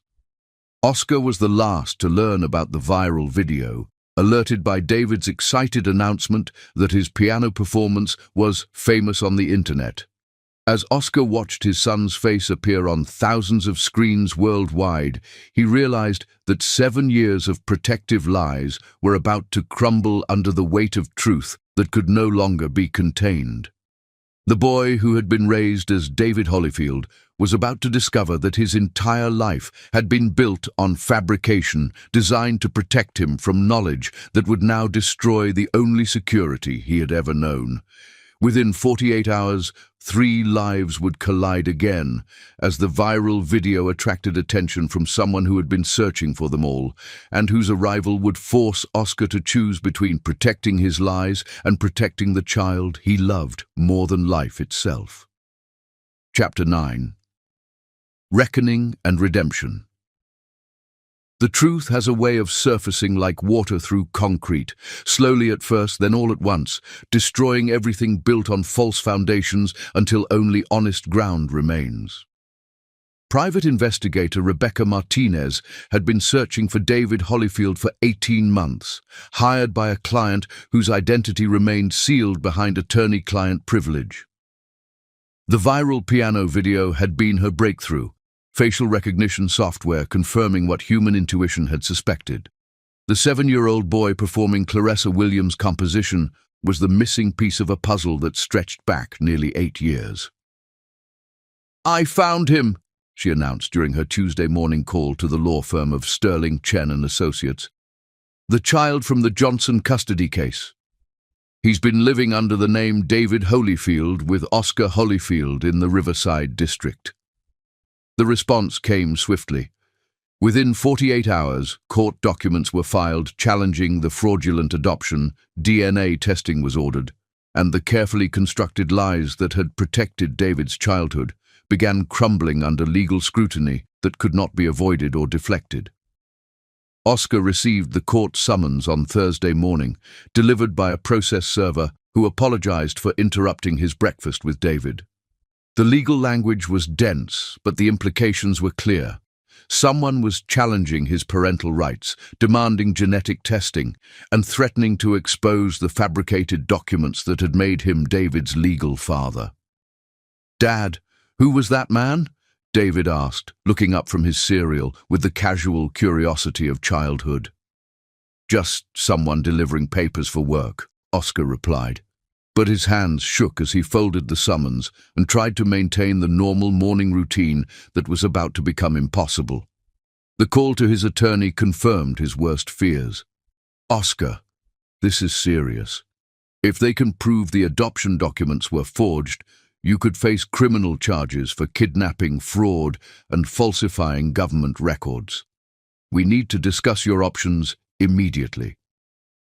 Oscar's options had narrowed to a single choice: fight the legal challenge and risk prison, or surrender the child he loved more than life itself to a system that would return David to the biological father who had abandoned him at birth. Meanwhile, Clarissa discovered the legal proceedings through a phone call from a social worker assigned to David's case.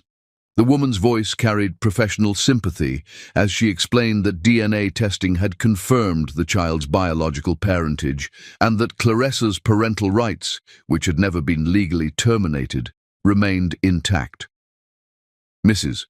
Williams, your son has been living with Mr. Holyfield for 7 years under fraudulent circumstances.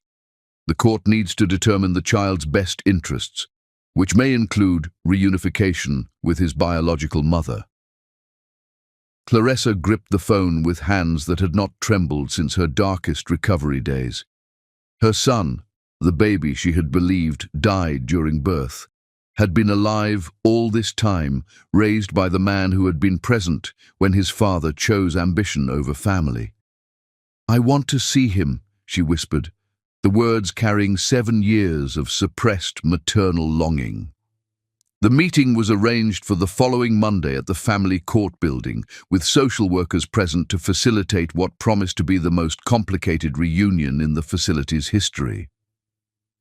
Clarissa sat in the sterile waiting room, her hands folded to conceal their trembling, trying to prepare mentally for seeing the child she had mourned for 7 years. David entered the room holding Oscar's hand, his brown eyes wide with confusion about why he had been brought to a building full of serious adults asking questions he did not understand. When he saw Clarissa, recognition flickered across his features, not memory, but some deeper genetic familiarity that made him step closer to Oscar for protection. "David, this is Mrs. Williams," the social worker said gently. "She's someone very important who wants to meet you." Clarissa studied her son's face, seeing Jack's strong jaw combined with her own delicate features, recognizing the musical talent that had made his video famous. But more than genetics, she saw the confidence and security that spoke of Oscar's devoted parenting during the years she had believed her child was dead. "You're the lady who wrote the song I Play on Piano," David said with the directness of childhood, his voice carrying no awareness of the emotional devastation his existence had caused. "Yes," Clarissa managed, her voice thick with tears she refused to let fall in front of her son. "I wrote that song a long time ago for someone I loved very much." The conversation that followed lasted 30 minutes, carefully supervised and deliberately superficial, designed to begin the process of relationship building that would determine David's future. But Clarissa knew within 5 minutes that her son belonged with Oscar, the man who had sacrificed everything to give David the stability his biological parents had failed to provide. Jack learned about the legal proceedings through a call from Margaret Chen, whose law firm had been monitoring custody cases involving prominent clients for potential publicity risks. "Jack, there's a situation you need to know about," Margaret said, her voice carrying the careful neutrality of someone delivering devastating news to a powerful client. "Your biological son has been located. He's been living with your former business partner under fraudulent adoption papers." The words hit Jack like physical blows. His son, the child whose birth he had missed for a business meeting, had been alive all this time, raised by the friend he had lost through his own terrible choices. "Where is he? How do I get custody?" Jack asked, his mind immediately shifting into the strategic thinking that had built his empire. "It's complicated. The child has been with Oscar Holyfield for 7 years. Any custody battle would require proving that Holyfield's care was inadequate, which seems unlikely given the circumstances of your original abandonment." Jack ended the call and stood in his penthouse office, staring out at the city skyline that contained monuments to his success, but offered no comfort for his failures. Everything he had built, the Phoenix Project, the national recognition, the architectural legacy, felt meaningless in the face of the son he had never known. The revelation triggered a cascade of consequences that Jack could not have anticipated.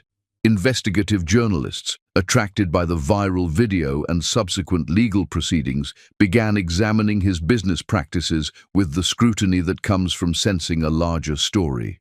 What they discovered was a pattern of corner-cutting, bribery and code violations that had been hidden behind layers of corporate structure and political connections.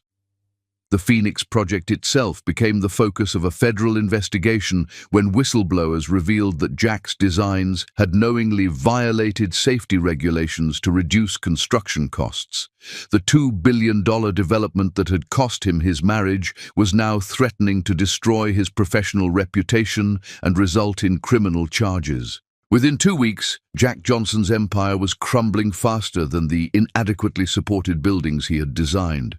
Contracts were cancelled, assets were frozen, and the architectural legacy he had sacrificed everything to create was being exposed as a foundation built on corruption and fraud.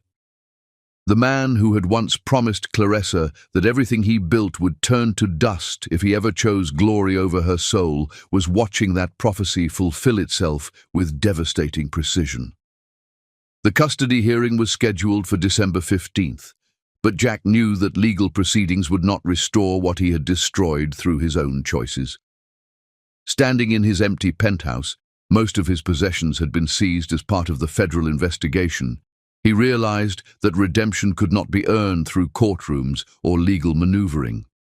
On December 14th, the evening before the custody hearing that would determine his son's future, Jack Johnson drove to the modest neighborhood where Oscar had raised the child he had abandoned.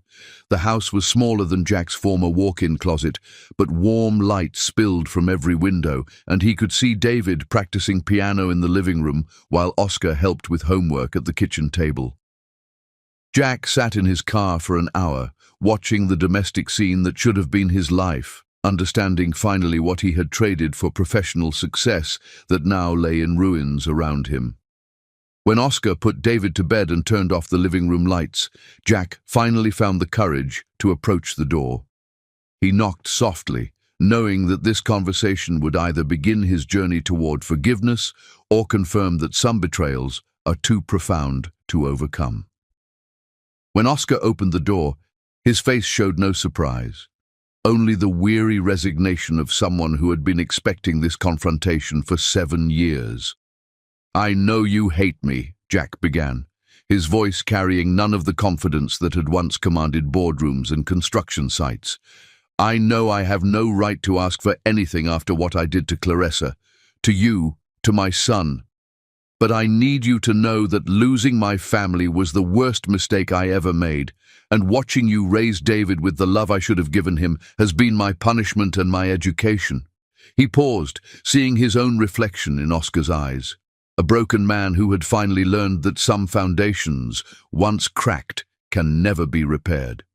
"I'm not here to take him from you," Jack continued, the words coming from the deepest part of his heart.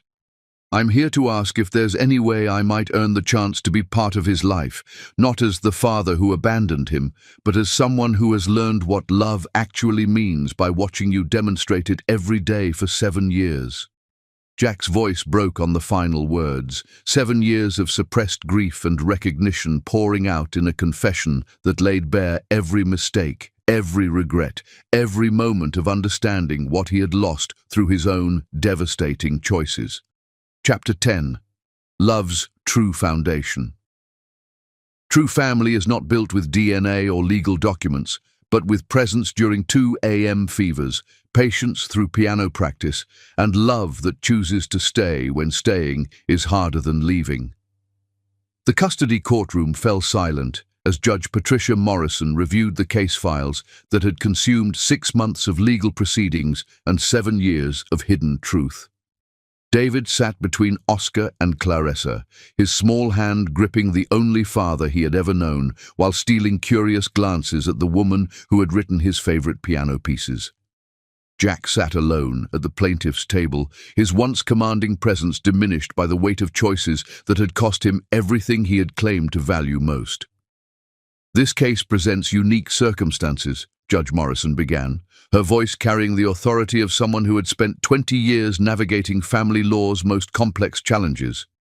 We have a child who was fraudulently adopted but genuinely loved, biological parents who lost custody through abandonment and deception, and a man who committed crimes in service of protecting a child who was not legally his responsibility. The 6 months since David's discovery had transformed all their lives in ways that legal documents could never capture. Oscar faced criminal charges that had been reduced to probation and community service, the prosecutor acknowledging that his actions, while illegal, had been motivated by child welfare rather than personal gain. Jack's architectural empire had collapsed completely under federal investigation, resulting in prison sentences for fraud and safety violations that would keep him incarcerated for the next 3 years. But the most profound transformation had occurred in the relationship between Claressa and the son she had never expected to see again. Their weekly supervised visits had evolved into something neither had anticipated. Not the immediate maternal bond that fairy tales promised, but a careful friendship built on music, shared creativity, and David's genuine curiosity about the woman who had written the songs that made him feel understood. "Mrs. Williams," Judge Morrison addressed Claressa directly, "you have the legal right to petition for full custody of your biological son. The court recognizes that you were deceived about his death and have been denied 7 years of motherhood through fraudulent actions." Claressa rose from her seat, her voice steady with the hard-won wisdom that comes from surviving devastation and choosing to rebuild with honesty rather than bitterness. "Your Honor, I have learned that being a mother is not about biology or legal rights, but about making choices that serve a child's best interests rather than your own desires." She glanced at David, whose brown eyes watched her with the trust that had developed through months of patient relationship building. "My son has been raised by a man who sacrificed everything to give him security, love, and stability. Oscar Holyfield is David's father in every way that matters, and I would be honored to be part of their family rather than disrupting it." The courtroom stirred with surprised murmurs as Claressa continued, "I petition the court to grant Mr. Holyfield full legal custody while establishing my visitation rights as someone who loves David and wants to remain part of his life." Judge Morrison turned to David, her voice softening as she addressed the child whose future hung in the balance of adult decisions he had no power to control. "David, you're 7 years old, which means the court considers your preferences in this matter.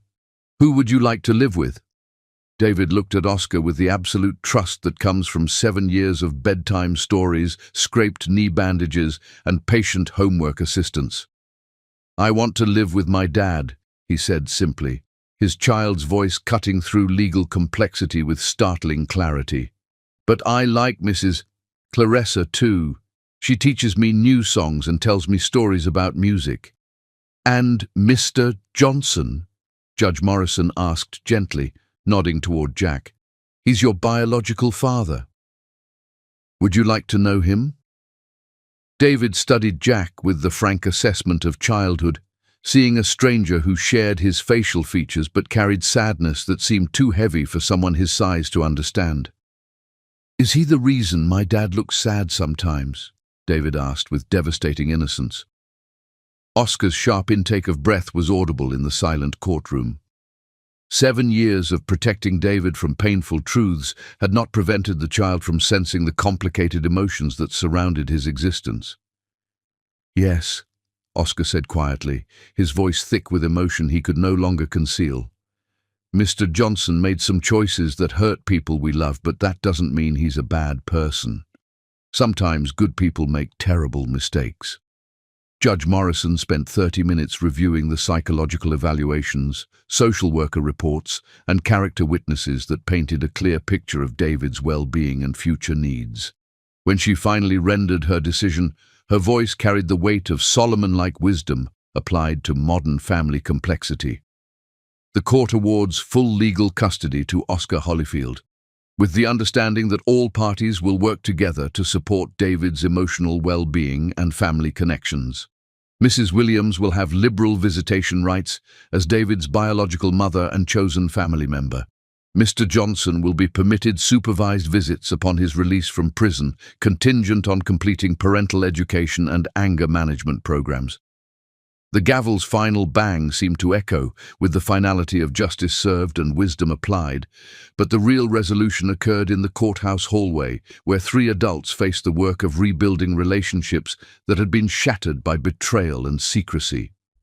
"Thank you," Jack said to Clarissa, his voice carrying humility that had been forged in the fire of losing everything he had once believed mattered. "Thank you for choosing David's happiness over revenge against me." Clarissa studied the man who had once promised her forever and delivered abandonment instead. Time and healing had transformed her rage into something closer to pity, allowing her to see Jack's devastation without needing to deepen it. "I learned that hatred hurts the person carrying it more than the person who deserves it," she replied. "David deserves better than adults who use him to settle old scores." Jack turned to Oscar, the friend whose betrayal had actually been the most profound act of love in David's young life. "I will never be able to thank you for what you did," Jack said, his voice breaking with 7 years of suppressed gratitude and regret.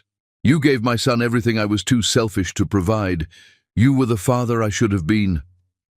Oscar looked at the man who had once been his closest friend and business partner, seeing not the ambitious architect who had chosen contracts over family, but a broken human being who had finally learned the true cost of his choices. "Jack, being David's father has been the greatest privilege of my life," Oscar replied. "I didn't save him. He saved me. He taught me what love actually means. The 3 years that followed brought healing that none of them had thought possible." David continued thriving under Oscar's devoted care while developing genuine affection for Clarissa, who became his music teacher, mentor, and chosen family member. Their weekly piano lessons became cherished time for both of them, filled with compositions that reflected their growing bond and shared creative spirit. Jack's letters from prison arrived monthly, carefully supervised communications that gradually evolved from desperate apologies to genuine interest in David's well-being and achievements. When he was finally released, his supervised visits with David were awkward at first, but grew into something approaching friendship between a man trying to earn forgiveness and a child generous enough to offer it. The final letter in this story arrived on David's 10th birthday, hand-delivered by Jack during one of his monthly supervised visits. Inside the envelope was a deed to a small plot of land, where Jack had once planned to build their family home, now legally transferred to David's name as a trust fund for his future. The accompanying note was brief. "David, I will never be the father you deserved, but Oscar has shown me what that looks like. This land was supposed to be our family's foundation. I hope someday you might build something beautiful on it, something created with love instead of ambition. Your biological father, who loves you and is proud of the man you're becoming. Jack." On that same birthday, as David played a new composition he had written called Family Song for the assembled crowd of people who loved him, Oscar realized that the greatest architecture is not constructed with steel and glass, but with patience and presence, bedtime stories and piano lessons, and love that chooses to stay when staying is the hardest thing to do. Clarissa, watching her son perform with confidence that spoke of security and love, understood finally that motherhood was not about the moments she had missed, but about the future she could help create. Her marriage to Michael had taught her that love could be rebuilt on stronger foundations, and her relationship with David proved that family bonds could be chosen as well as inherited. And Jack, sitting in the back of the room during his supervised visit, watching his son perform for an audience that included the mother he had abandoned and the man who had raised their child with devotion he had never been able to match, finally understood what he had destroyed and why he could never get it back. But understanding brought its own form of peace. Some mistakes cannot be undone, but they can be transformed into wisdom. Some families cannot be rebuilt, but new ones can be chosen. Some love cannot be recovered, but forgiveness can create space for different kinds of connection. David finished his song to enthusiastic applause from the family he had never questioned and the extended family he was learning to accept. When Oscar lifted him up for the traditional birthday hug, David whispered something that only his father could hear. "Dad, thank you for being here for everything." And in that moment, surrounded by love that had been tested by betrayal but proven stronger than deception, Oscar Holyfield knew that he had built the most important structure of his life, not with blueprints and steel, but with bedtime stories and piano lessons, and love that had chosen to stay when leaving would have been easier.